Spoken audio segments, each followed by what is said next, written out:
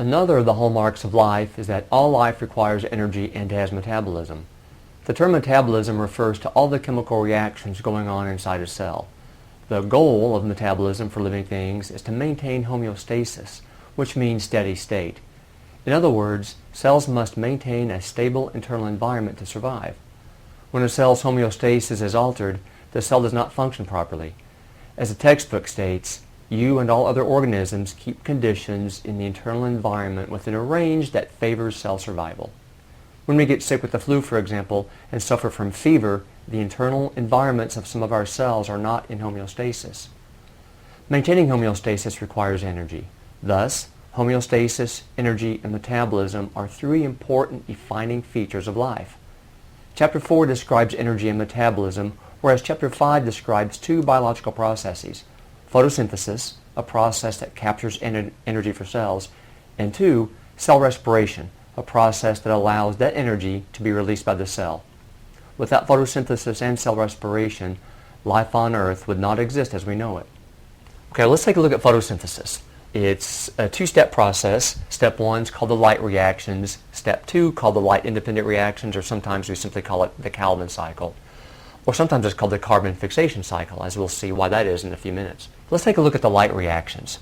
During the light reactions, they're appropriately named because, of course, light is required. What does light do? Well, I tell my students in the seated sections of biology that the photons of light act as a boxer of sorts. And it uses the light photons, the boxer, uses water molecules as a punching bag. And in punching water molecules, it does something kind of crazy to this. It divides the water molecule into hydrogen and oxygen. The oxygens, as you can see here, end up being released by the plant. These hydrogens end up flowing down a chain of reactions to enter the next part of the process called the Calvin cycle. Some of the products of the light reactions, namely this NADPH and ATP, we're not too concerned with those things, but those products nonetheless enter the Calvin cycle. But the most important part of the Calvin cycle that I like my students in seated classes to understand, this carbon dioxide. What happens to this carbon dioxide? It's in the atmosphere, it's in the news, global warming and the greenhouse effect. It's in the news and on our public consciousness a lot. So what happens to it? Well, during the Calvin cycle, sometimes called the carbon fixation cycle, the carbon of CO2 is fixed.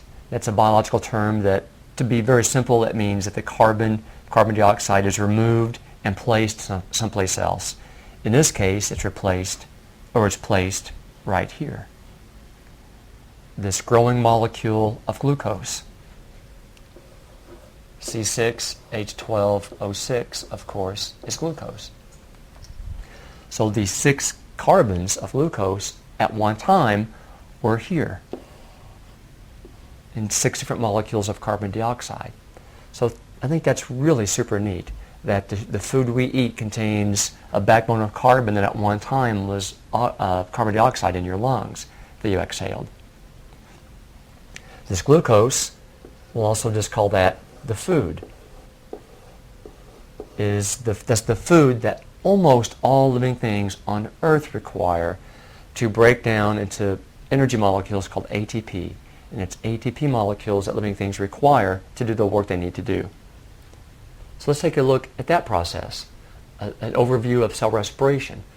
Cellular respiration continues or begins the process of breaking down the glucose, of course, the food that autotrophs make during photosynthesis.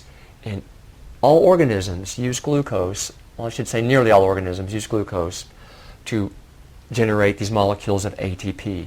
Here's ATP. I sometimes refer to this as a little firecracker molecule. But regardless of what I call it, let's look at what happens to glucose. Aerobic cell respiration is a 3-step process beginning with glycolysis. Step 1. And during glycolysis, a glucose molecule is broken down into 2 molecules of something called pyruvic acid. That's not that important as far as I'm concerned. But what is important is that we get 2 molecules of ATP from the breakdown of 1 glucose molecule. Some products of glycolysis enter the next part of the process called the Krebs cycle. Our textbook calls that the citric acid cycle. I'm old school and I call it the Krebs cycle. But nonetheless, products of glycolysis enter the Krebs cycle, continuing the breakdown of glucose that started in glycolysis. During the Krebs cycle, 2 more molecules of ATP are produced. It's also during the Krebs cycle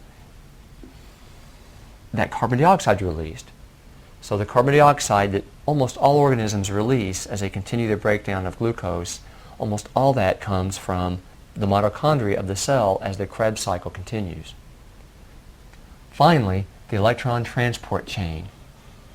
Step 3 of this process. It's the grand kielbasa, if you will, of ATP production. 32 molecules of ATP are produced. Oxygen is required, and a little bit of water is given off by the cell. So all told, from glucose, from the Krebs cycle, and from electron transport, we get a total of 36 molecules of ATP from the initial breakdown of 1 glucose molecule. ATP I like to consider like a rechargeable battery, and this is really what aerobic cell respiration does.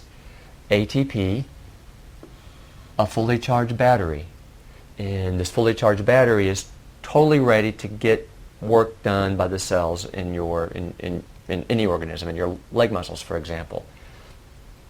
When ATP gets used, one of these phosphates is removed, leaving us with ADP,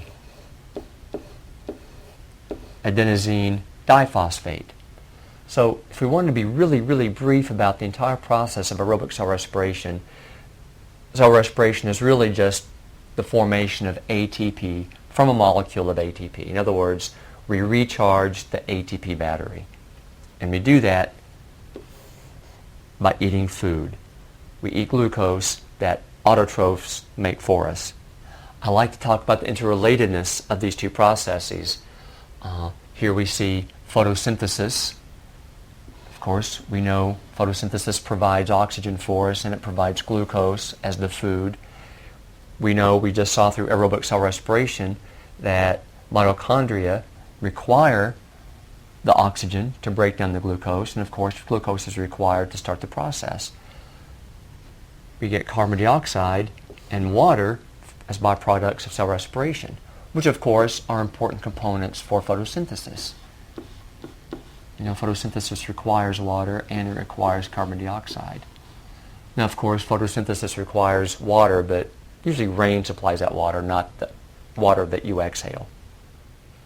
If we consider photosynthesis and cell respiration together, we see how each of these is intimately related to each other.